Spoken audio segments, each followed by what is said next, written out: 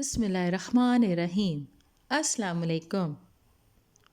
مسلمانوں نے قیدیوں میں حضرت حلیمہ کی بیٹی اور رسول اللہ صلی اللہ علیہ وسلم کی رضائی بہن شیمہ بنت حارث کو بھی پیش کیا۔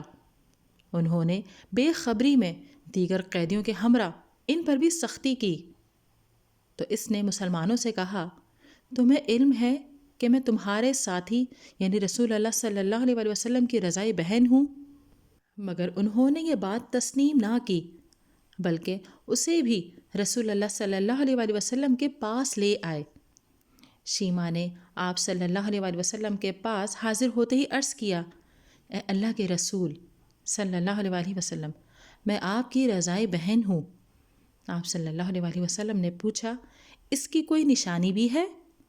شیمہ نے عرض کیا، میری پشت پر دانت سے کاٹنے کا ایک نشان ہے۔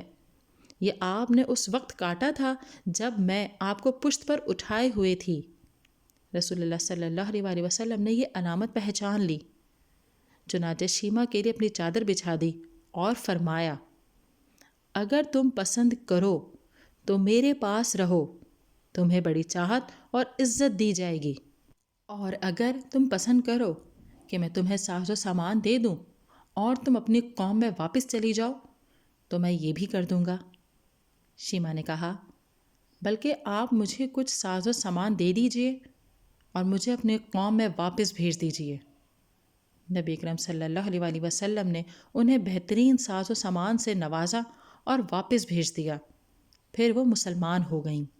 نبی اکرم صلی اللہ علیہ وسلم نے انہیں 3 غلام، 1 لونڈی، کچھ اونٹ اور چند بکریاں عنایت فرمائیں۔